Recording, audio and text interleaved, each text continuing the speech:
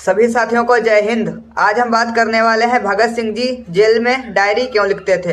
तो भगत सिंह जी का जेल में डायरी लिखना एक शौक ही नहीं बल्कि अपनी वैचारिक क्रांति को युवाओं तक पहुंचाना चाहते थे। भगत सिंह जी 12 सितंबर 1929 से लेकर अपनी फांसी 23 मार्च 1931 तक एक डायरी लिखी, जिसे आज जेल नोटबुक के नाम से जाना जाता है।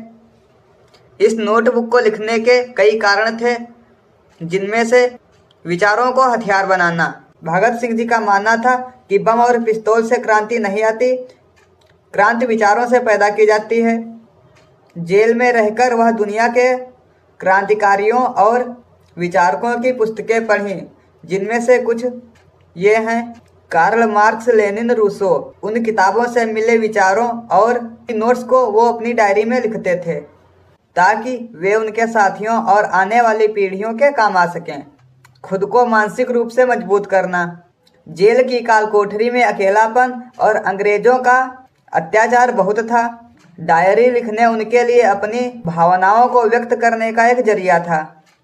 वह अपनी डायरी में कविताएं और प्रेरक बातें लिखते थे, जो उनकी मौत के करीब होने के बावजूद भी उनको विचलित नहीं होने देती थी। भविष्य के लिए रोड मैप।